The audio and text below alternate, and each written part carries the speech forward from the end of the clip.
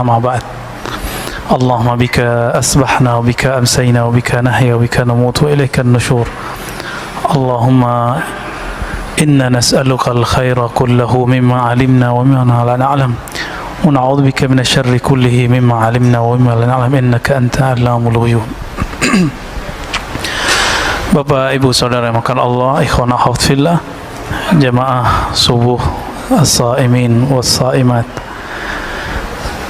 Kita masuk ke hikmah di kitab saya nomor 53 ya.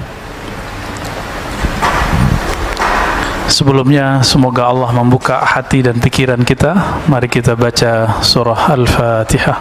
A'udzubillahi minasyaitonir rajim. Bismillahirrahmanirrahim. Ar-Rahmanir-Rahim.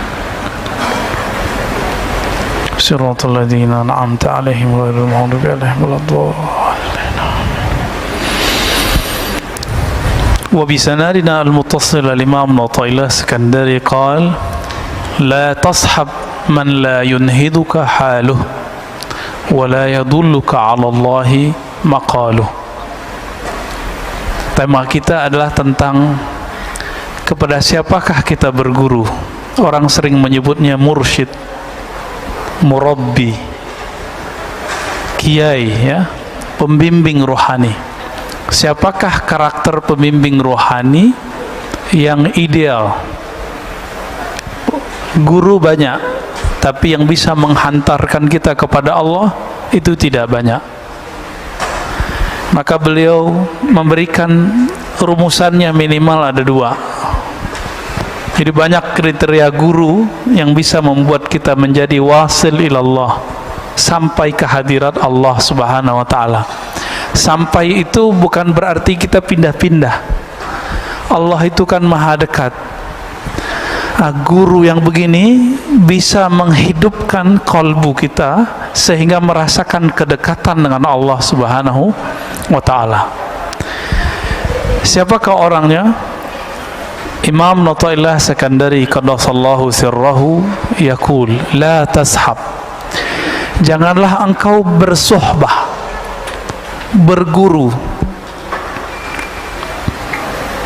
berguru yang betul-betul dijadikan sebagai panutan lahir dan batin kita. Man la yunhiduka haluh. Siapa yang halnya, hal itu kondisinya, baik zahir ataupun batinnya, perubahan-perubahan pada si guru ini, la yunhiduka, tidak membuat ruhanimu bangkit. Jadi ama guru yang begini, bersama beliau, membersamainya beberapa saat, membuat kita kemudian bangkit dari kemalasan kita beribadah kepada Allah Subhanahu wa ta'ala. Itu yang pertama. Dan yang kedua, wala yadulluka 'ala Allahi maqaluh. Mursyid itu level syarat keduanya adalah makalnya, kalam-kalamnya, baik kalam lahirnya ataupun kalam batinnya, yadulluka 'ala Allah, menunjukkan kamu jalan kepada Allah. Maka yang tidak masuk kepada kedua kategori ini cukup dijadikan sebagai ya penceramah aja. Oh, itu ustadz pengajar di masjid saya, tapi bukan dijadikan sebagai panutan lahir batin. Jadi man huwal mursyid al-kamil? Siapakah mursyid yang ideal? Pertama, halnya dia membuat kita bangkit. Yang kedua, makalnya, kalamnya dia membuat kita teringat, terarah kepada Allah Subhanahu wa ta'ala. Sekarang orang mencari mursyid, mencari guru, tapi dihadapi 2 hal ini. Yang pertama, orang yang baru hijrah. Apa yang didapat? Oh, yang penting ustadznya ngomong Quran Sunnah. Belum tentu semua orang yang mengutip Quran dan Sunnah kalamnya itu membangkitkan isi kolbu dan menunjukkan kepada Allah. Belum tentu. Siapa tahu dia bersembunyi dengan dalil-dalil itu dalam keegoannya. Bisa jadi.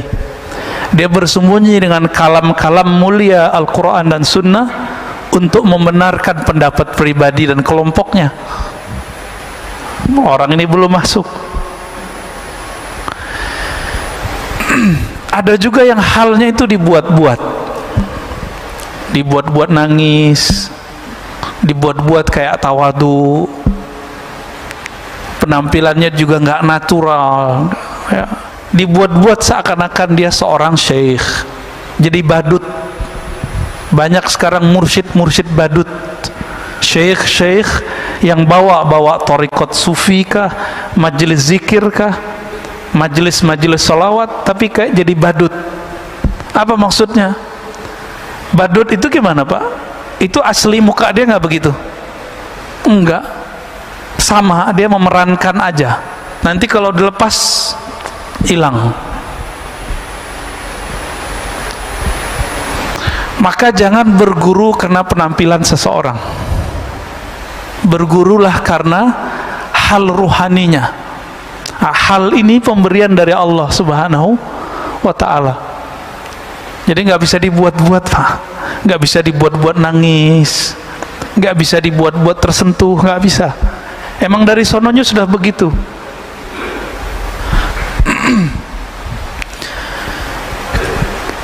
Ciri kedua tadi apa? Kalamnya menunjukkan jalan kepada Allah. Mungkin gak orang yang belum merasakan kehadiran Allah di kalbunya lalu bisa mengajak orang merasakan Allah?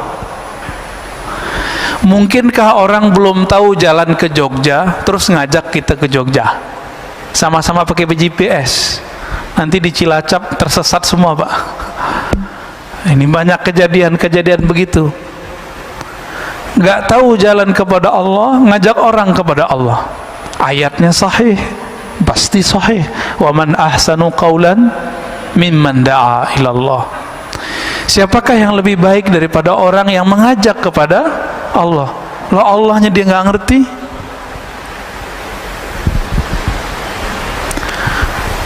Maka ada tipe sekarang yang kedua, orang-orang mencari, kalau tadi yang penting ada Quran sunnahnya, yang kedua yang penting ada zikirnya. Tidak semua guru yang mengajarkan zikir itu mengajak kepada al-mazkur.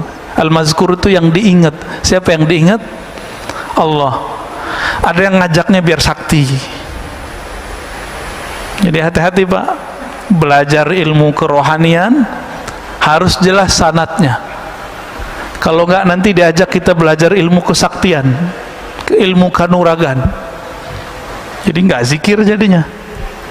Nih baca ini biar kamu enggak tembus sama orang. Baca ini biar kamu enggak kelihatan sama orang. Baca ini biar jualannya laku. Baca ini supaya semuanya agar sampai kepada maksud diri bukan kepada Allah Subhanahu wa ta'ala.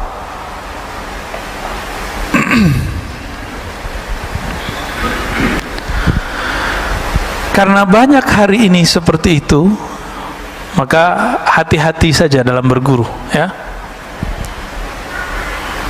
Jadi apa ciri mursyid? Pertama, halnya membuat kita bangkit. Yang kedua, kalamnya mengarahkan kita kepada Allah Subhanahu wa ta'ala. Hikmah yang berikut, ya, kita nggak usah panjang-panjang di situ. Rubbama kunta musian fa'arakal ihsan suhbatuk man huwa aswa'u halan mink. Ini sudah ganti topik. Ada kalanya seseorang itu dia sebenarnya kualitasnya lagi buruk, orangnya lagi nggak bagus, amalnya tidak bagus, amalnya tidak maksimal. Tapi karena dia berteman dengan orang-orang yang lebih buruk daripadanya, atau berguru kepada orang yang di bawah standar ruhaninya, fa'arakal ihsan, maka engkau merasa dirimu lebih baik. Ya daripada si anu gitu. Maka masih ingat nggak ketika dulu ada orang yang membunuh 99 orang lalu bertambah dengan membunuh seorang ulama. Masih ingat apa pesan seorang wali? Jadi yang pertama yang dia bunuh itu ulama, itu bukan ulama wali, dia cuma ulama zahir. Sedangkan yang kedua yang dia temui itu ulama wali, wali Allah, kalbunya. Maka kata si wali ini, jika kamu mau tobat, maka tinggalkan kampungmu. Karena kampung dia ini punya komunitas yang akhlaknya begitu semua. Jika dia balik kepada mereka, dia akan merasa biasa. Wow, di sini mah biasa bunuh orang. Disuruh dia keluar, itu maksudnya. Maka Bapak selamatkan Allah, kalau ada orang kecanduan narkoba, udah di terapi, udah di segala macam, tapi kalau dia kembali ke komunitasnya, baik komunitas online ataupun offline-nya, nanti dia akan kembali ke masa lalunya. Jadi caranya gimana? Dia harus ganti nomor, ganti komunitas. Karena sekarang komunitas itu nggak komunitas fisik, sudah ada semua dalam genggaman handphone. Jadi harus ganti nomor itu orang, ya. Jadi kalau ada keluarganya yang kena, nggak cukup dibawa ke tempat terapi narkoba, nggak cukup. Putus komunikasi dia dengan sebelum-sebelumnya, dia menjadi orang baru. Nah, ini yang terjadi pada zaman Bani Israel dan hadisnya sahih. Maka Imam Asy-Syarqawi mengatakan, suhbatu man huwa dunak dararun mahdun. Engkau berteman, bahkan berguru kepada orang yang lebih buruk halnya daripada kamu, dararun mahdun. Ini adalah kemudaratan murni. Li'annaha tughti anka uyubak. Karena itu membuat kamu merasa aibmu tertutupi, wa tubayyin laka kamaluk, dan membuat kamu merasa sempurna. Nah, ini bahayanya. Jadi kalau kita berteman, punya komunitas yang buruk, kita akan merasa jadi orang terbaik di antara orang yang buruk. Mau Pak? Menjadi yang terbaik di antara orang-orang yang buruk. Nauzubillah min dzalik. Maka berguru ini ada dua macam dalam kitab. Suhbatul iradah, kemudian suhbatul tabarruk. Berguru itu ada dua. Berguru kita ingin jadi muridnya, namanya suhbatul iradah, suhbat iradah. Berguru kita pengen jadi muridnya. Kalau murid patuh nggak sama gurunya? Kalau kita punya guru di sekolah, ada tugas nggak? Ada PR nggak? Ada. Ada jam tertentu kita kemudian membangun komunikasi dengannya. Itu guru yang sudah kita jadikan sebagai suhbatul iradah. Iradah orangnya disebut murid. Apa arti murid? Murid bahasa Indonesia apa bahasa Arab Pak? Bahasa Indonesia ya? Bukan. Murid itu bahasa Arab. Murid itu dari kitab-kitab tasawuf. Makanya aneh orang-orang hari ini, dia punya sekolah disebut murid-muridku, tapi dia membid'ahkan tasawuf Pak. Padahal istilah murid itu dibawa oleh ulama kita dulu dari tanah Arab, dari Gujarat, dari mana-mana, dari Samarkand, masuk ke negeri ini, mereka menjadi mursyid, jadi guru. Orang-orang yang belajar kepada beliau disebut dengan murid. Suhbatul murid. Datang Maulana Ibrahim As-Samarkandi ke Indonesia. Pertama ke Campa, kemudian ke Palembang, lalu beliau ke Makassar, terus beliau ke Tuban. Itu orang-orang yang ditemuinya itu jadi muridnya. Jadi muridnya. Maka sekarang kita lihat keturunan Arab di Indonesia minimal ada 2 gelombang besar. Pertama gelombang awal ya, tahun 1300-an, tahun 1400-an. Itu Syekh Ibrahim As-Samarkandi di Tuban, anaknya Sunan Ampel ya. Sunan Ampel itu anaknya beliau.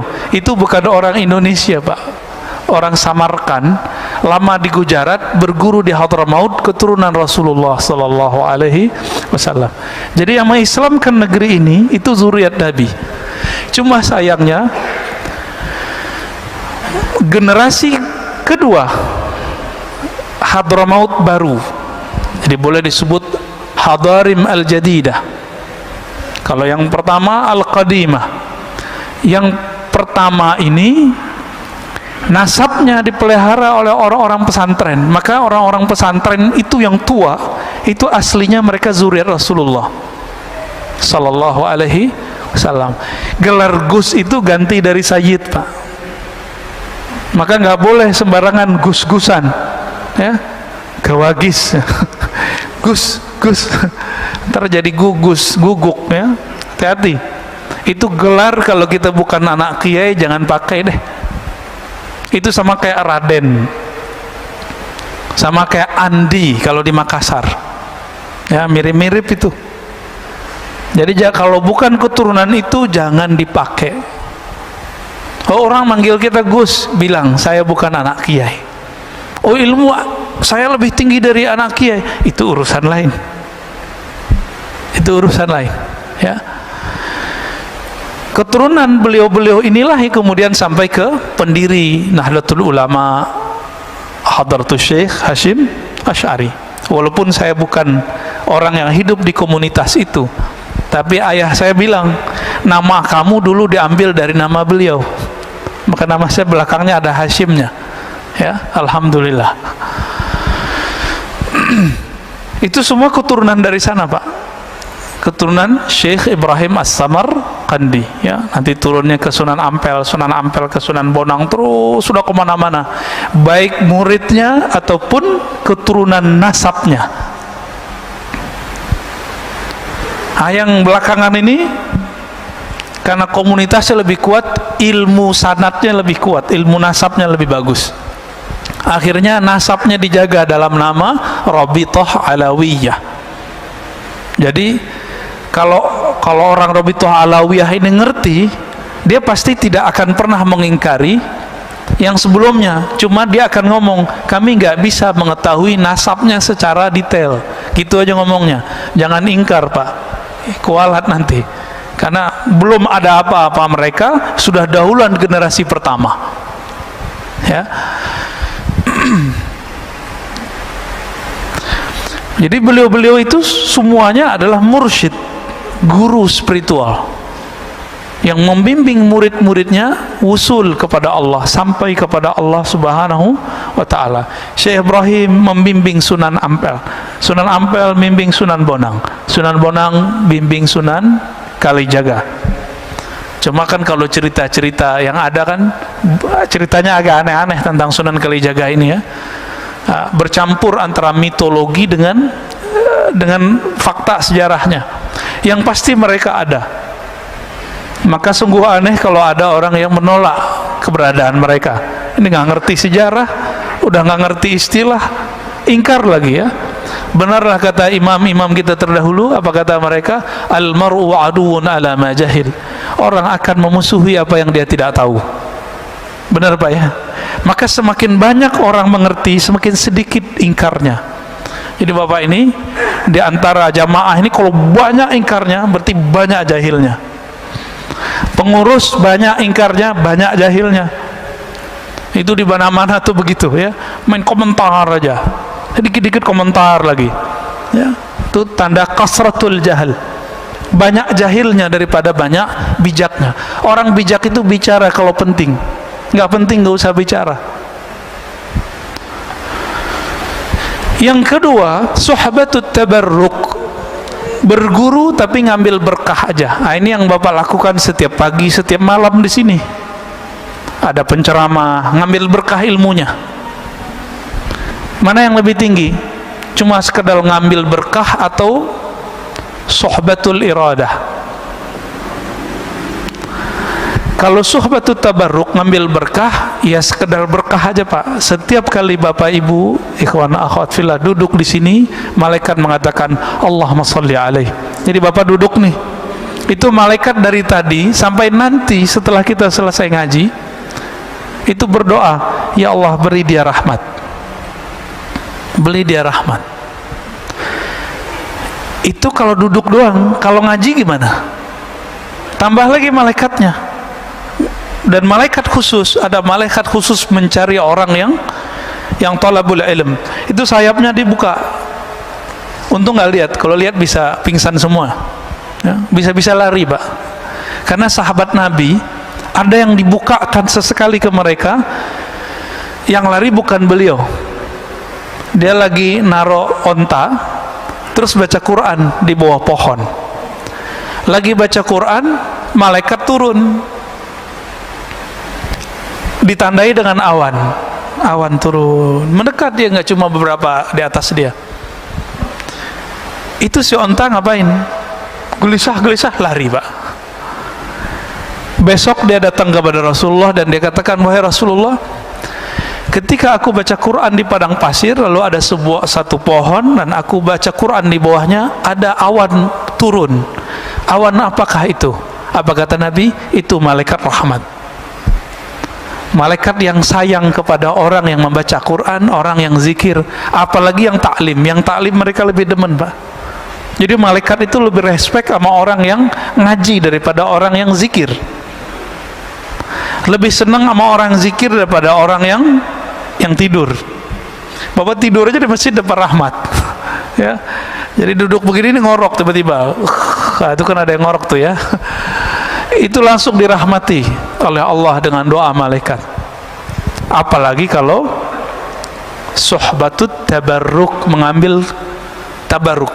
Jadi nanti kalau syuruk jangan sholat dulu, karena sholat itu manfaatnya cuma sendiri. Ini kan kajian ada nih tiap pagi. Jangan sok soleh, Pak, jangan sok alim. Ya. Wah, ada syuruk nih, ngambil berkah dulu. Hadis salat syuruk itu tidak sahih. Dia cuma sampai hasan li ghairihi. Sedangkan hadis mengenai mendengarkan kalam, mendengarkan tabarruk dalam berguru, ngambil ilmu, ngaji, itu hadisnya sahih, ayatnya sangat jelas. Paham di situ? Jangan berulang-ulang lagi kita ingetin, Pak, ya. Kecuali Bapak mau jalan. Ya. Saya mau jalan, dalam hati ngomong, minta izin kepada Rasulullah, Allahumma sholli ala Muhammad, kita jalan. Jangan berdiri-berdiri aja. Ya, itu mengganggu. Malaikat juga bingung, Pak, ngeliat, loh, ini majelis lebih mulia, kenapa dia pergi? Itu yang terjadi. Cuma kan kita nggak diperlihatkan oleh Allah. Coba apa dilihatin oleh Allah? Satu kali ada muridnya Imam Malik. Imam Malik ini kan ngajar di Masjid Nabawi. Mereka di sana sampai sekarang masih berlaku. Habis azan itu masih taklim, benar nggak? Habis azan masih taklim, Mbak Ana, 15 menit sampai 20 menit. Kita berapa menit? Habis azan berapa menit? 10 ya. Maka kita buru-buru ya. Ini aja masih ramai, Pak. Coba kalau dikasih 15 menit, lebih ramai lagi kayaknya ke belakang. Ada beberapa masjid itu 20 menit saya lihat. Tapi ya ada jamaah yang nggak ngerti, protes juga. Giliran di Mekah nggak berani protes dia Masjidil Haram ya. Imam Malik ba'da azan itu nggak sholat sunat beberapa kali kalau lagi taklim. Beliau lanjutkan taklimnya. Seorang murid masukin kitabnya ke dalam tasnya, masukin. Dibiarin aja Imam Malik. Udah selesai dia mau berdiri, Imam Malik nanya, ya gulam, hai bocah, kemana engkau? Apa kata orang ini? Wahai tuan guru, Imam Malik ya, aku hendak sholat sunat. Kata Imam Malik, apa hukumnya sholat sunat? Namanya sholat sunat. Sholat sunat rawatib hukumnya apa? Sunat. Ditanya lagi, kalau ngaji hukumnya apa? Bingung dia, Pak. Oh, kalau ngaji wajib. Yaudah kamu duduk. Lebih utama ngaji sesaat kita mendengarkan orang berkalam.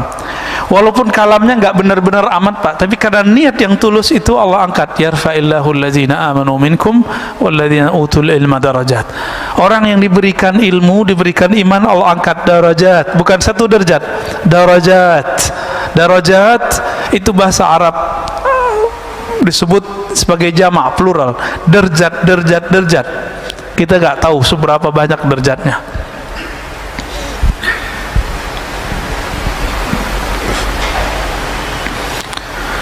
Kebanyakan kita baru berguru sebatas sohbatut tabarruk, berguru ngambil berkah.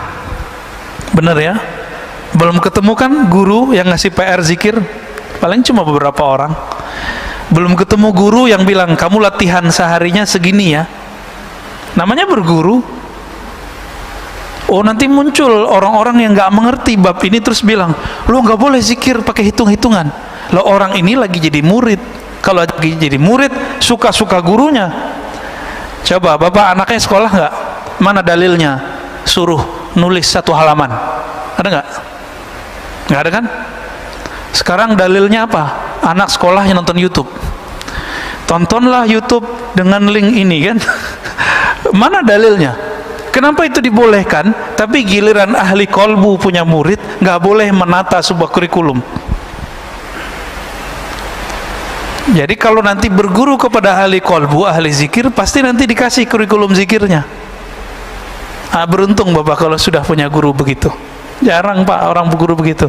Ini kita lihat nih di antara bapak paling cuma 10% yang sudah punya guru suhbatul iradah. Makanya kalau diam itu masih bingung mau nggak baca apa ya.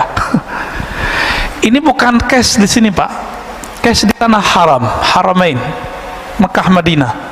Ya, bapak coba ingat-ingat waktu di Mekah Madinah, orang pada bengong aja ngeliatin orang lewat, bener nggak? Masuk yang di depan saya banyak yang bengong tuh kalau duduk ngeliatin Ka'bah atau ngeliatin orang lalu lalang kiri kanan gak jelas. Coba kalau dia punya guru, gurunya bilang nanti kalau kamu sampai di haram bacalah zikir ini. Jadi ada pegangan dia. Tapi karena nggak punya pegangan, nggak punya zikir, apa yang mau dibaca? Kira-kira begitu ya.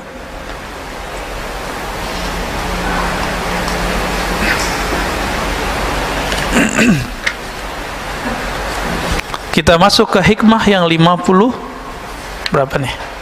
55 ya. Enggak tahu kalau beda kitab ya. Bismillahirrahmanirrahim. Ma qalla 'amalun baraza min qalbin zahidin wa la kathura 'amalun baraza min qalbin raghibin. Tadi berkaitan juga dengan apa yang saya katakan barusan. Amal itu bagus karena banyak kuantitas atau bagus karena kualitas? Sepakat? Karena sepakat ya? Baik. Apa kata beliau? Ma qalla amalun, tidaklah satu amal Allah nilai sedikit. Baraza min qalbi zahidin, jika amal itu tumbuh dari kolbu yang zahid, kolbu yang zuhud. Ciri-ciri kolbu yang zuhud, ketika dia takbir dia merasakan kebesaran Allah, dia nggak ingat dunia lagi. Sampai ruku, sampai sujud, sampai assalamualaikum. Ini udah nggak khusyuk, orang lagi ngaji, sholat syuruk. Kira-kira gimana tuh pak hasilnya? Ya, nggak jelas hasilnya. Kalau ada ustadznya agak tersinggungan, bisa marah-marah dia pak ngelihat ada orang lagi sholat syuruk. Kecuali ustadznya bisa husnuzon, ya nggak ada masalah. Wala kathura amalun baraza min qalbin raghibin, sebaliknya satu amalan tidaklah disebut banyak jika muncul dari kolbu yang raghib, yang cinta kepada dunia. Ini saya ganti bahasanya sedikit. Ma qalla amalun baraza min qalbin arifin, tidaklah sedikit amalan jika bersumber dari kolbu yang arif, yang kenal kepada Allah. Wala kathura, sebaliknya tidak disebut banyak amal baraza min qalbin jahilin maridin, jika bersumber dari kolbu yang jahil, tidak mengenal Allah, marid, yang sakit. Ciri-ciri kolbu yang sakit apa? Salat itu adalah alazzu ghazair ruh. Salat itu adalah amalan paling lezat bagi ruh.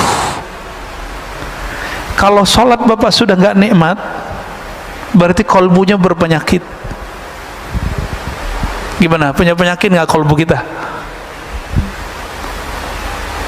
Ada. Pasti banyak Pak, saya juga punya penyakit kolbu saya. Karena kolbu kita berpenyakit, nggak bisa menikmati. Seperti orang lagi sakit demam, nggak bisa menikmati makanan. Ada orang demam Pak bisa menikmati makanan? Nggak ada, nggak bisa kok menikmati makanan. Apalagi kalau sariawannya di mulut, waduh sakitnya bukan main. Suka pedes, tapi bibirnya, lidahnya lagi sariawan. Dikasih menjerit nggak Pak? Nah inilah yang terjadi pada orang-orang. Kenapa ada orang-orang yang tertentu dikasih zikrullah malah dia menjerit, malah dia lari, malah dia muntahkan ya. Bahkan beberapa ngejek, makanan apa nih? Nah itu kalau makanan. Kalau zikir gimana? Zikir apaan nih beginian gitu. Itu kalbunya berpenyakit. Itu penyakit ini ada yang disebabkan karena ilmu yang salah ditelan. Dia dapat ilmu, ilmunya itu bukan ilmu, ilmunya itu meracuni otaknya. Maksudnya pemahamannya salah. Dikira orang zikir begitu itu dianggap sesat, rusaknya di dalam ya.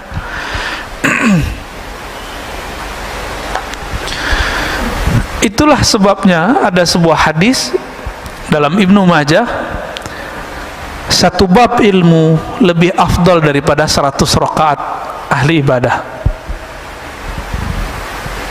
Satu bab ilmu. Ini kita udah 3 bab nih Pak dari tadi ya. Udah 3 bab dari tadi, udah 300 rakaat tuh. Gampang kan? Kalau masuk ke hati insya Allah. Tapi yang penting berkahnya sudah dapat semua ya, alhamdulillah. Bahkan Imam Syafi'i meriwayatkan lain lagi, 1000 rakaah, satu bab ilmu lebih utama daripada 1000 rakaat. Itu levelnya Imam Syafi'i ya. Maksud beliau, orang yang mengenal Allah sesaat dia beribadah kepada Allah lebih afdal daripada abid orang yang ahli ibadah 1000 rakaat. Begitulah wali-wali Allah Pak. Wali-wali ini ada tingkatan-tingkatannya.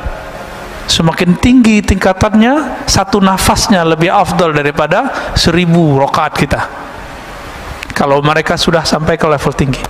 Nabi itu diamnya sudah zikir. Seandainya Nabi itu nggak sholat itu boleh Pak seharusnya. Itu kan logikanya Aisyah. Apa kata Aisyah? Wahai Rasulullah, ngapain engkau sholat mulu? Kan engkau sudah diampuni. Apa logika Aisyah? Engkau nggak perlu sholat wahai Rasulullah. Kira-kira begitu. Sholat sunat loh ya, bukan sholat wajib. Sholat wajib kan langsung dari Allah wajib. Apa kata Nabi? Enggak. Afala an akuna abdan syakura. Kenapa aku tidak boleh menjadi hamba yang bersyukur? Maka sholatnya Nabi itu karena dia sudah mengenal Allah, sholatnya adalah sholat syukur. Setiap sholat. Maka kakinya kapalan. Kalau kita punggung kita kapalan Pak, karena tidur. Jadi Nabi itu sholatnya sholat syukur. Maksudnya apa sholat syukur? Beliau itu merasa sangat berterima kasih kepada Allah, mengemban nur yang Allah pilihkan kepadanya. Sebagai tanda syukur maka beliau sholat setiap hari, setiap malam. Bahkan beliau sholatnya pun dalam keadaan diam. Jadi Nabi ini sholatnya ada yang sholat fisik, ada sholat diam. Apa kata Sayyidatuna Aisyah? Karena Rasulullah sallallahu alaihi wasallam yazkurullah fi kulli ahyani. Rasulullah atau ala kulli ahyani selalu mengingat Allah setiap nafas, setiap detik, setiap saat. Jadi setiap nafasnya itu zikrullah. Kita udah dalam sholat gak ingat Allah. Ini beda sholat kita sama Rasulullah sallallahu alaihi wasallam.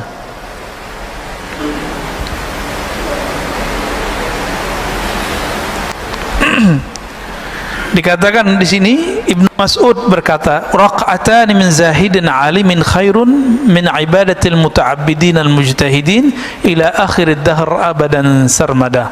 Ini lebih parah lagi Pak.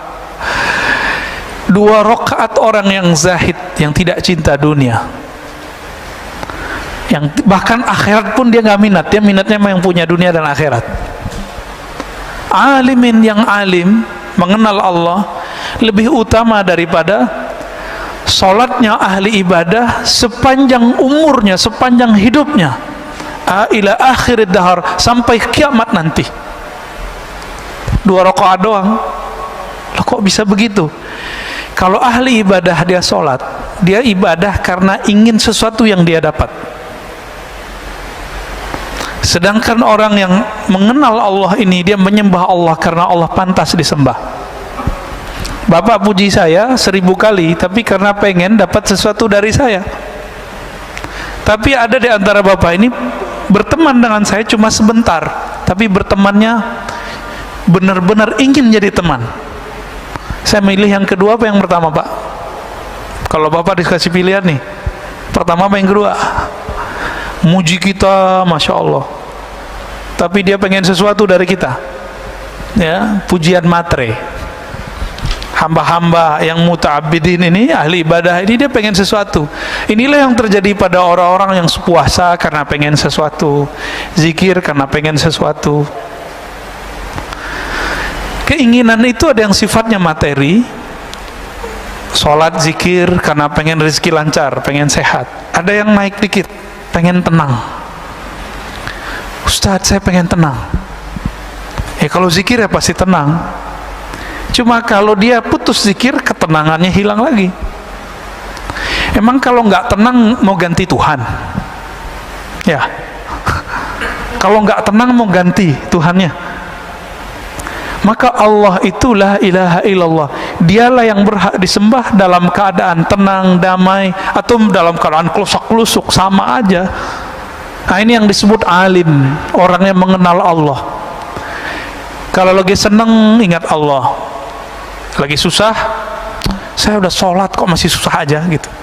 Ada yang kebalikan, kalau lagi susah ingat Allah, lagi seneng ya, itu kebanyakan yang nomor 2.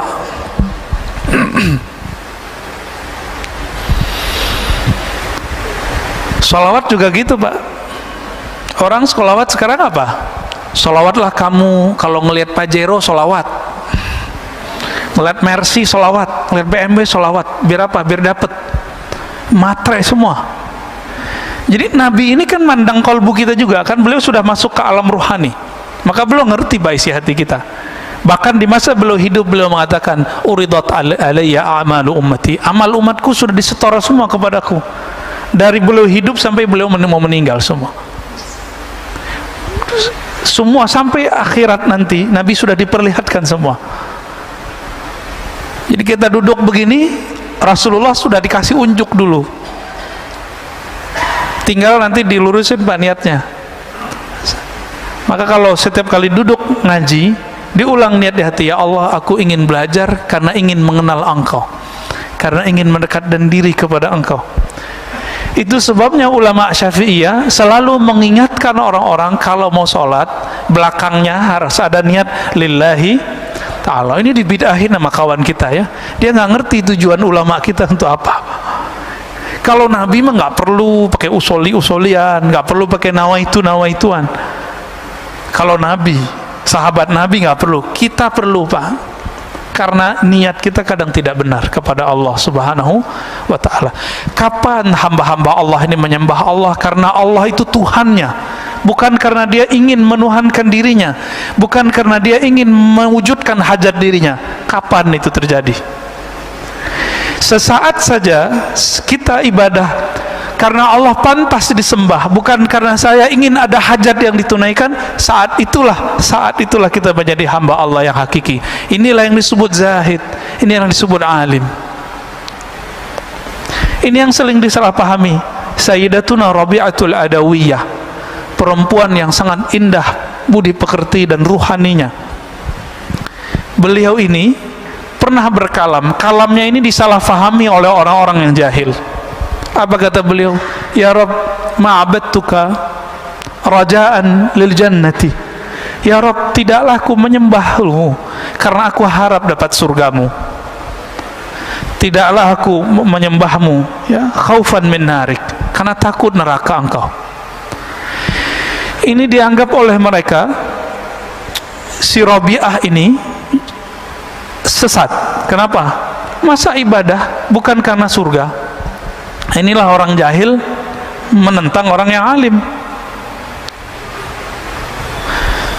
Di dalam Al-Quran itu ada dua jenis surga, Pak. Surga yang dikatakan oleh Rabi'ah itu surga syahwat, hurain. Ya, dia sudah perempuan, dia nggak minat sama hurain. Ibu-ibu ini, akhwat ini bisa coba bayangkan, baca semua kisah di Quran, itu lebih banyak cerita untuk menyenangkan laki-laki, bener nggak? Ini jujur aja nih Bu, jujur. Perempuan disebutkan sebagai objek syahwat di dalam Al-Quran, bener nggak? Kenapa? Karena Nabi yang diturunkan laki-laki, yang mendengarkan waktu itu kebanyakan laki-laki. Maka tidak jarang perempuan bertanya, loh itu hurain, bidadari, kita punya bidadara nggak? Begitu kalau perempuan yang kritis. Pasti ada pertanyaan begitu. Pernah terbersit nggak ini ibu-ibu ini? Enggak ya? Nggak baca terjemahannya berarti ya. Tapi semoga sebagian memikirkan itu. Gimana cara memahaminya? Maka Rabi'atul Adawiyah, karena dia sudah paham, di Quran semuanya begitu. Maka beliau mengatakan, ya Rabb, aku beribadah ke surga, aku ibadah kepada engkau bukan karena surgamu, tapi karena engkau yang mempunyai surga.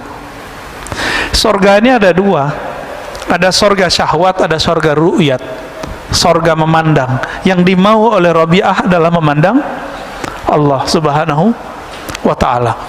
Makanya Rabi'ah ketika dilamar oleh seorang laki-laki itu nggak mau nikah, Pak, karena dikasih pertanyaan sama dia. Jadi maharnya dia adalah pertanyaannya bisa dijawab nggak.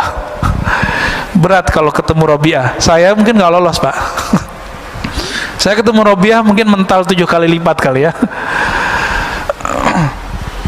Pertanyaan dia satu aja. Ada yang tahu pertanyaannya apa?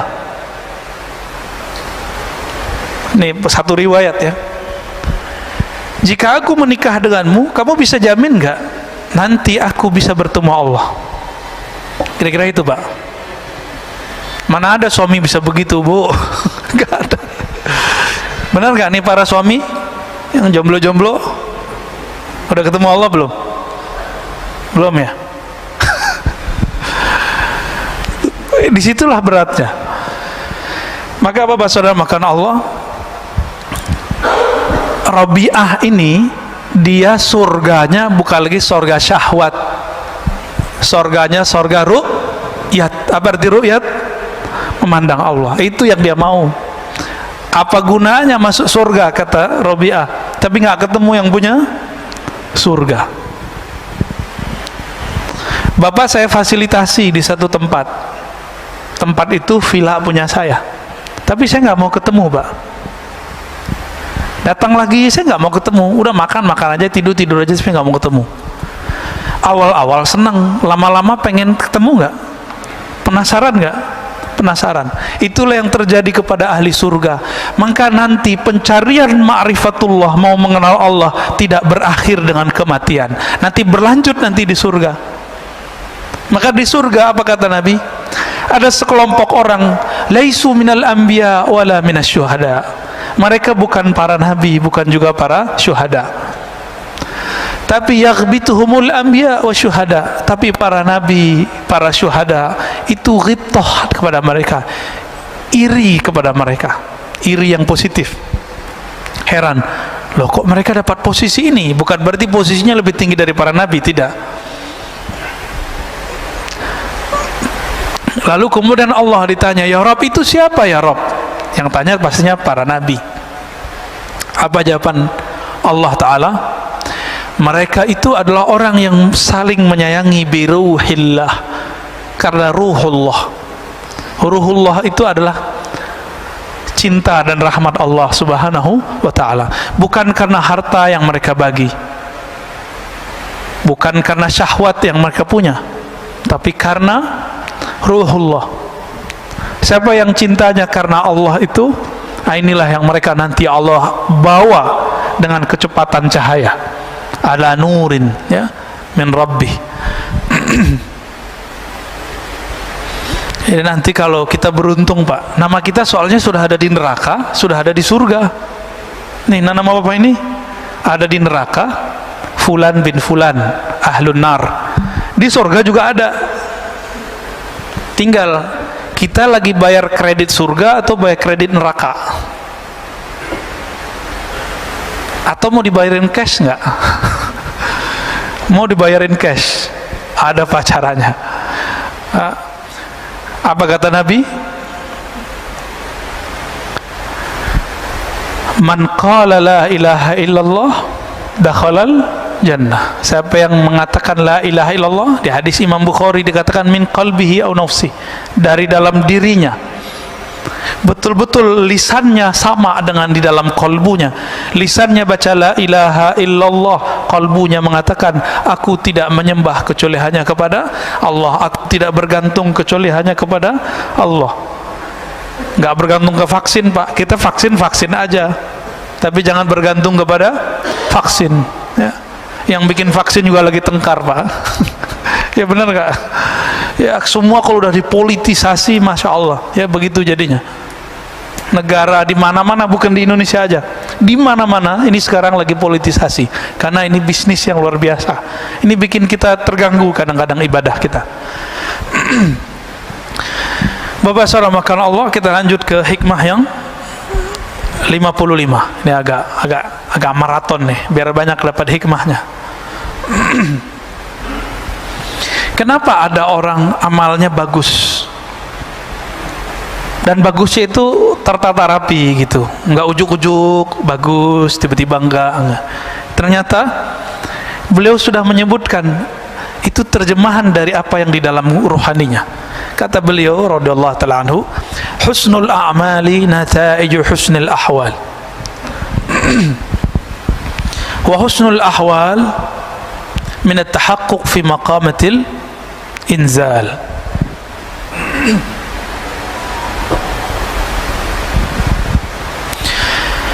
Sempurnanya amalan, amal sempurna itu nggak ada riaknya. Jadi jangan dibayangkan amal sempurna itu bagus rukun-rukun zahirnya saja. Sempurnanya amal tidak ada riya.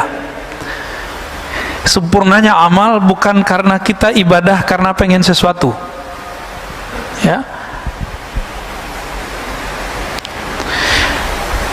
Nataiju husnul ahwal, bagusnya amalan stabil.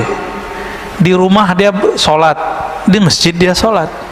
Di rumah sholatnya lama, di masjid juga lama. Ada kebalikannya, kalau di masjid sholatnya lama, kalau di rumah sholatnya buru-buru. Berarti akhwalnya bermasalah nih. Kalau lagi ada komunitas dia bisa khusyuk, tapi kalau nggak ada komunitas dia nggak bisa khusyuk. Kebanyakan kita yang begini. Apa kata beliau? Kebagusan amalmu, kestabilan amalmu itu karena nataiju husnul ahwal, karena buah dari bagusnya ahwal rohanimu. Apa ahwal rohani? Tidak ada riya, tidak ada ujub, tidak ada sombong. Udah 3 aja. Tidak ada riya, tidak ada ujub. Apa arti ujub? Saya kagum dengan diri saya sendiri. Kalau riya itu saya kagum dengan amal saya. Beda nggak? Itu beda ujub sama riya, beradik kakak ya. Kalau riya, saya takjub dengan amal saya. Kalau ujub, takjub dengan diri. Sumber takjub itu kibr, sombong. Sikap dia disebut dengan takjub. Kalau dia tunjukkan kepada orang namanya takabur. Takabur itu sifatnya iblis. Maka orang yang bertakabur, dia sudah jadi setan walaupun pakai serban. Ciri-ciri orang sombong gimana? Iblis itu rasis, Pak. Dia bicara asal usul. Khalaqtani min nar wa khalaqtahu min tin. Ya Rabb, saya ini asal usul saya lebih mulia dari Adam. Saya dari api, Adam dari tanah. Maka siapa saja dari antara yang hadir ini merasa sukunya lebih baik dari suku yang lain, itu iblis di dalam dirinya, maka dia jadi setan. Siapa yang merasa amalnya lebih utama dari yang lain, iblis itu Dulu diizinkan ibadah per langit, naik langit 1, langit 2, langit 3, sampai kemudian diizinkan Allah memimpin ibadah di langit ke-7. Di langit ke-7 kan ada Ka'bah, Pak. Ka'bah putih namanya. Ya, Al-Baitul Ma'mur disebut di Quran. Yang di bawah kan Baitullah. Di atas namanya Al-Baitul Ma'mur. Sebenarnya di beberapa riwayat langit keempat itu juga ada Baitul Arwah. Cuma riwayatnya tidak terlalu sharih ya. Yang paling sahih di Bukhari Muslim, di bumi lalu ada di langit ke-7. Nabi Ibrahim lagi di sono, Pak. Nabi Ibrahim lagi di sono. Maka kalau ada orang ngaku naik ke langit nggak ketemu Nabi Ibrahim di langit ke-7, bohong dia. Ya. Banyak ya, ada beberapa tokoh-tokoh spiritual belagu ngomong, saya nyantri di langit sekian tahun. Cek aja, ketemu gak ente sama Nabi Adam di langit pertama? Ketemu gak ente sama Nabi Isa di langit kedua? Kalau enggak, halu. Banyak orang halu itu hari ini. Serban bukan jaminan orang punya tingkatan tinggi. Kan nggak ada hadis sahih mengenai keutamaan serban orang yang tinggi. Tapi kalau habaib emang disunnahkan pakai serban, Pak, supaya tidak salah lihat, terutama kalau dia guru. Begitu dalam fatwa ulama-ulama Hadramaut. Jadi jangan suuzon juga kalau ada habaib pakai serban, ya. Itu dia lagi jaga nasabnya itu. Perintah dari guru-gurunya di Hadramaut, ya.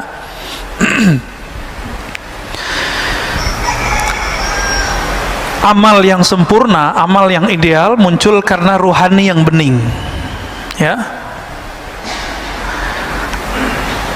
Ruhani yang bening itu minat tahaqquq fi maqamil inzal, ya. Itu hadiah, buah daripada tahaqquq. Apa arti tahaqquq? Usaha untuk istiqamah menapaki jalan-jalan ruhani. Jadi kalau berguru sama seorang syekh, jangan lihat dia hari ini, lihat dia yang masa lalu. Karena syekh itu sekarang kayak Imam Malik tadi.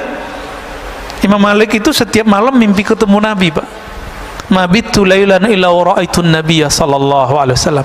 Tidaklah aku tertidur kecuali aku memandang kepada Rasulullah sallallahu alaihi wasallam. Siapa itu? Imam Malik. Ada kita yang begitu. Nah, itu baru benar tuh.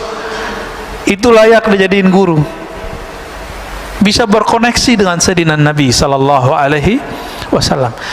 Nah, inilah rahasia. Mursyid itu ruhaninya nyambung dengan Nabi. Ini jadi mursyid, mimpi ketemu Nabi aja belum. Jadi wakil talqin, mimpi ketemu Nabi aja belum, apalagi ketemu secara ruhani. Banyak, Pak, fakta-fakta begitu hari ini. Tapi mau gimana lagi, ini zaman sudah begini. Zaman sudah begini. Jadi pinter-pinter saja berguru, ya. Kolbu kalau sudah dilatih, apa makom pertama latihan kolbu? Latihan tobat. Itu awalnya. Jadi orang ini dia sudah bertahun-tahun dia tobat. Itu sebabnya para masyayikh kita dulu punya amalan namanya sholat sunnah tobat. Dibid'ahkan lagi sama kawan kita, ya. Gak paham juga dia.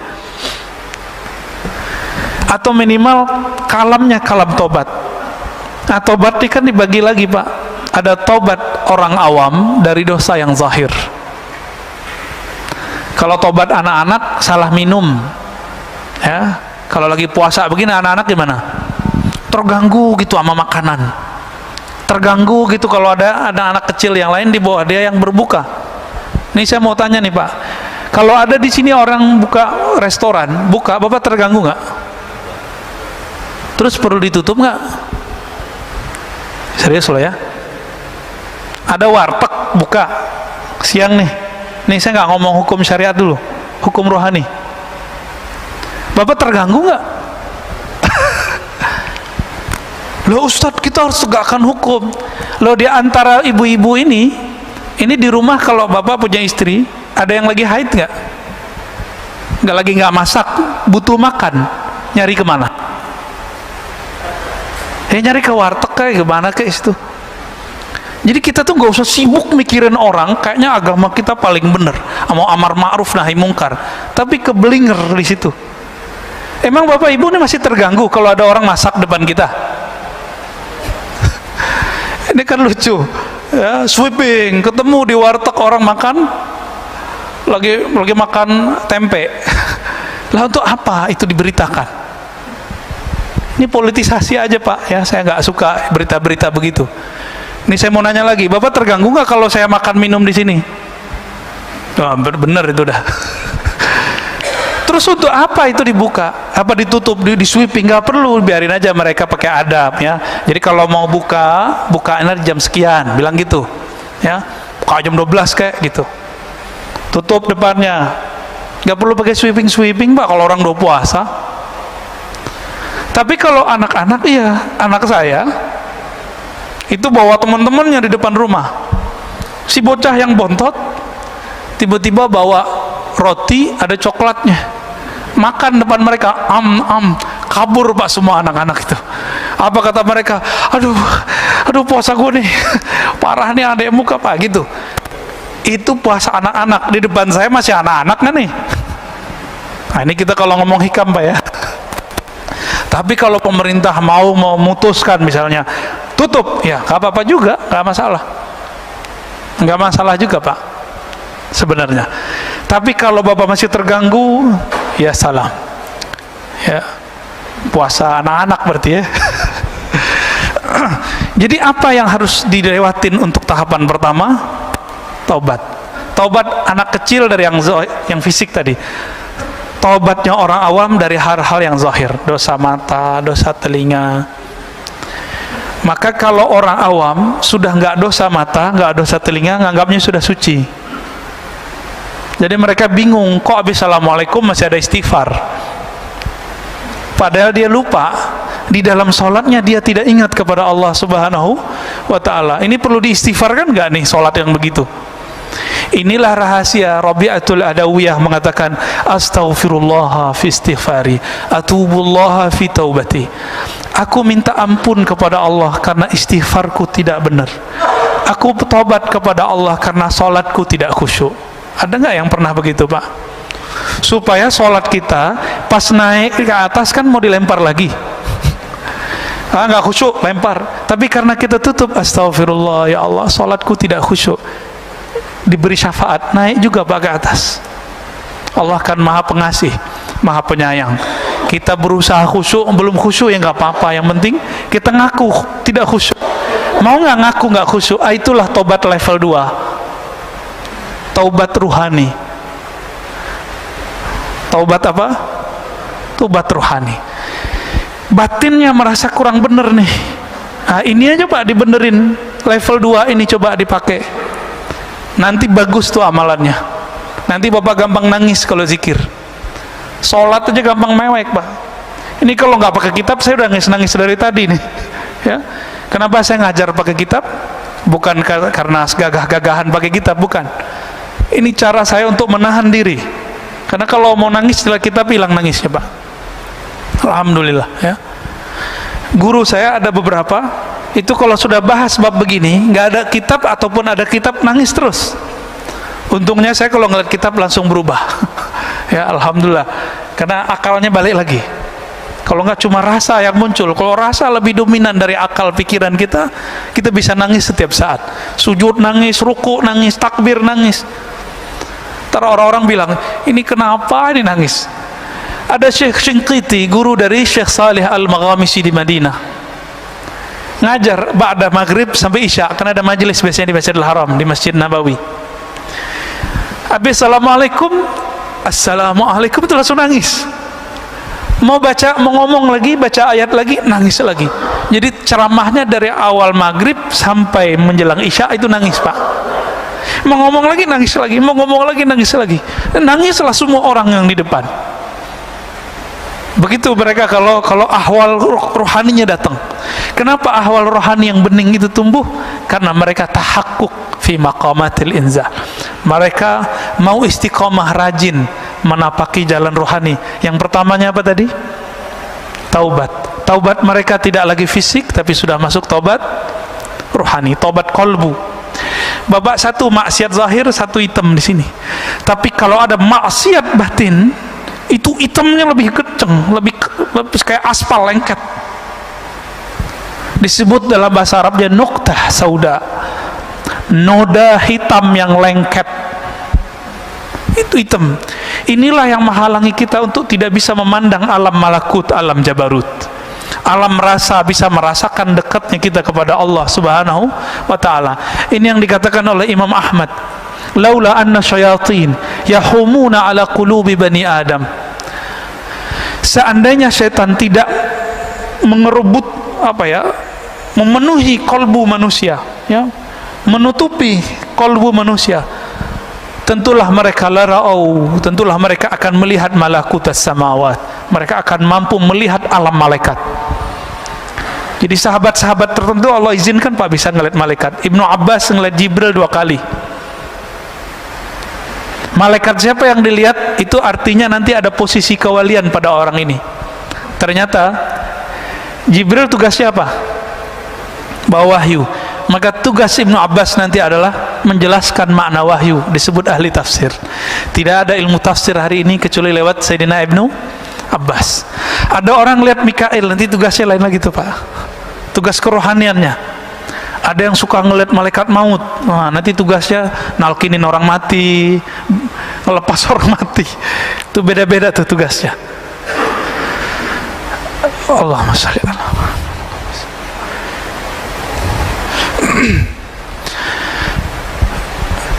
Oleh karena itu Bapak Saudara makan Allah, seandainya Allah bersihkan kalbu kita, mungkin tidak ada hari kecuali kita menangis di hadapan Allah Subhanahu wa ta'ala.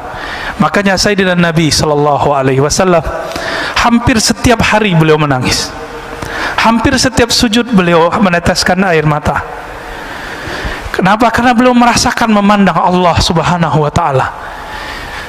Kita kehilangan anak kita hilang sehari, mungkin 2 hari, bahkan kalau di mall hilang 1 jam 2 jam, ketemu, nangis nggak Pak?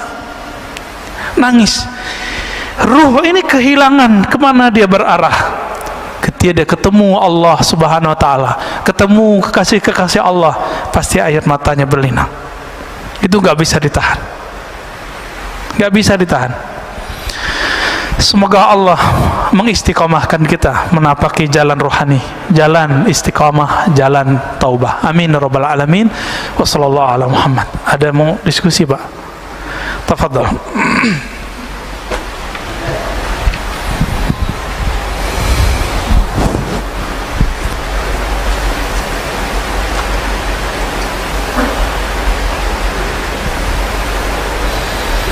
Bagi yang ingin bertanya mengacungkan tangan.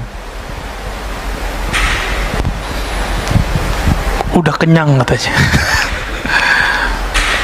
Cukup kali ya? Ada? Ya, fadal.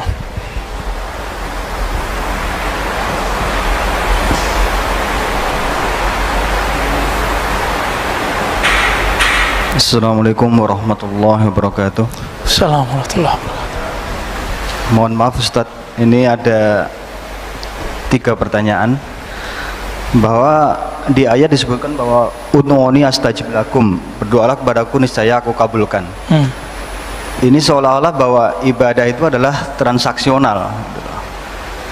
Sedangkan untuk level orang yang bukan anak-anak lagi kan seharusnya ini udah pengertiannya udah tidak seperti itu lagi.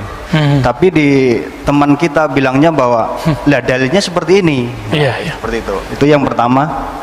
Yang kedua, ada kalam dari ulama bahwa sholat itu adalah kenangan di dunia saat kita di akhirat nanti. Terus bagaimana dengan kaidah sholat yang mohon maaf ini sangat cepat gitu. Sedangkan rukun sholat itu kan berakal gitu. Tapi akal kita kok nggak dipakai di waktu kita sholat sangat cepat itu gitu. Terus yang ketiga yang terakhir ini adalah makna simahum fi wujuhihim. Tanda di jidat itu sebenarnya ada tanda secara fisik atau bagaimana Bapak Nabi nanti mengenali kita di waktu kita di akhirat nanti? Baik. Itu cahaya atau bagaimana? Makasih. Assalamualaikum warahmatullahi wabarakatuh. Assalamualaikum. Yang pertama, apakah ibadah itu transaksional? Tergantung yang menafsir. Ahli tafsir ini dia punya alat secanggih apa di dalam kolbunya, maka penafsirannya akan bergantung dengan secanggih apa rohaninya. Kalau kolbunya kualitas karyawan, kamu kerja, kamu digaji. Bahasa Arabnya maqamul ummal, makom para pekerja. Kamu lembur dapat tambahan. Ini makomnya siapa? Ummal. Jika si ustadznya menafsirkan kolbu dia baru makom seperti itu, maka dia akan bilang apa? Doa itu, ibadah itu transaksional. Doalah kepadaku, pasti aku jawab. Itu terjemahannya. Tapi jika kolbunya bukan kolbu ummal, kolbul arif, kolbu yang kenal kepada Allah, ayat itu bukan transaksi, Pak. Itu bahasa cinta. Hanya Allah lah kalau kita jatuh cinta kepadanya, cinta kita dibalas. Kalau mas-mas ini jatuh cinta sama akhwat, itu belum tentu dijawab sama dia. Akhwat jatuh cinta sama ikhwan, belum tentu juga balik. Makanya ada orang tepuk sebelah kaki ya, tepuk sebelah tangan, betul itu ada. Hanya Allah yang tidak. Udu'uni, wahai kekasihku, panggillah aku akan memenuhi panggilanmu. Jadi lebih asik gak? Rinduilah aku lebih dulu merinduimu. Fazkuruni azkurkum, sebut aku sebut kamu. Lebih dulu Allah nyebut kita atau kita nyebut Allah, Pak? Kalau ahli zahir bilang kita dulu yang nyebut Allah, kan ayatnya fazkuruni, sebut aku, azkurkum, aku akan sebut kamu. Bukan. Lebih dulu Allah apa kita? Allah. Maka Allah lah yang awal memanggil kita ke dalam kolbu kita, baru kolbu kita memanggilnya. Zahirnya engkau memanggil Allah, batinnya Allah memanggilmu. Makanya di situ tidak ada fa, tidak ada kata hubung, tidak ada li, karena langsung fazkuruni azkurukum, langsung sebut aku sebut engkau. Dalam sebutanmu kepadaku, aku menyebutmu. Dalam sebutanmu kepadaku, aku memanggilmu. Jadi kapan Allah memanggil kita, Pak? Kalau kita memanggil Allah. Kapan? Saat kapan Allah ingat kita? Di saat kita ingat Allah. Duluan dia. Allah kan qadim. Apa arti qadim? Huwal awwalu wal akhir. Dialah yang maha awal, tidak ada yang lebih awal darinya. Dialah yang maha akhir, tiada sesuatu kesudahan setelahnya. Jadi Bapak ini rahasia kita sebut. Kalau lagi zikir tuh Allah lagi manggil sebenarnya. Kita kalau lagi nyebut nama Allah, ya Allah, ya Rahman, la ilaha illallah, subhan, itu Allah lagi sebut-sebut nama kita itu. Seneng nggak disebut kita sama Allah? Nama Bapak disebut oleh Allah di langit, seneng nggak? Tapi kalau nyebutnya keputus-putus, hari ini nyebut besok enggak, ya Allah begitu juga. Bisa dibedain ya. Jadi tergantung dia punya alat apa di kolbunya. Sebatas itulah kemampuan dia mengambil makna ayat. Jadi ayat itu diterjemahkan bukan berdasarkan harfiahnya, tapi berdasarkan kedalaman kolbu orang yang punya kolbu. Ya. Yang kedua, kalau sholat itu adalah kenangan kita dengan Allah. Terus kenapa ada orang yang sholatnya buru-buru gitu ya? Sholat orang yang buru-buru ini ada persoalan fikih, bukan persoalan ruhani, Pak. Itu kan kiai-kiai fikih aja itu. Secara fikih, boleh nggak baca Quran cepet-cepet, yang penting makhorijnya nyampe, matnya nyampe, boleh nggak? Satu napas? Ada, Pak. Tanya ahli qiraat. Jadi antara riwayat hadis, di hadis itu Nabi ketika selesai satu ayat Nabi berhenti. Alhamdulillahi Rabbil Alamin Ar-Rahmanir Rahim. Begitu di satu riwayat. Riwayat ini ahad, diriwayatkan oleh sekelompok kecil ahli hadis. Tapi ahli qiraat punya kaidah sendiri. Ahli qiraat, ahli bacaan, mereka meriwayatkan secara mutawatir bahwa ada namanya bacaan satu napas. Guru kita di sini Said Agil Munawwar. Dulu di Mekah tanya sama beliau, Pak. Beliau kalau mimpin imam itu sholatnya satu napas, tapi kayak orang bernapas. Kayak imam kita Ustadz tadi, tapi satu napas tuh bacanya. Bismillahirrahmanirrahim. Ya, atau disambung Alhamdulillahirabbil alamin arrahmanirrahim, terus sampai waladhdallin, amin, satu napas. Ada yang sanggup nggak? Tanpa mengurangi matnya, tanpa mengurangi makharijul hurufnya. Tanya Pak sama beliau. Gurunya dua waktu di Madinah, Said Muhammad Alawi Al-Maliki, itu senang dengan bacaan beliau. Ya. Masyaikh-masyaikh di sana senang. Jadi kita cari habaib kemana, Said kemana, lah di sini ada Said, ya, ada ulama, gurunya para guru, dokter-dokter se-Indonesia pasti berguru sama beliau. Saya waktu doktoral kan ngambil ilmu dari beliau juga. 2013 saya kuliah dengan beliau, Pak. Jadi waktu dulu buat reuni, apa kata beliau, murid saya semua ini. Saya ingat nggak dulu ada pertemuan Pak di sini dulu ya? Ya. Cuma karena corona mungkin nggak bisa lagi dibuat ya. Beliau ngomong begitu ya sih, kita ketawa juga. Bahkan Habib Umar yang baru wafat itu murid beliau juga. Habib Umar ya namanya. Ya, Habib Umar Ibrahim, ya Allah yarham. Itu murid beliau juga, Pak. Kan kayak sekelas Habib Umar, itu murid beliau apalagi saya. Gitu. Tanya sama beliau tuh. Lalu bagaimana dengan yang sholat cepat-cepat itu? Yang memasukkan tumakninah ke dalam rukun sholat itu kan di mazhab Syafi'i juga tidak semua. Ya, di rukun 13 ada nggak tumakninah? Nggak ada, Pak. Tumakninah adanya di kitab lain, di Kifayatul Akhyar itu ada tumakninah. Ya, karena dia tidak memasukkan tumakninah, maka bagi mereka udah jadi udah 7 menit beres, 23 rakaat lagi, Pak.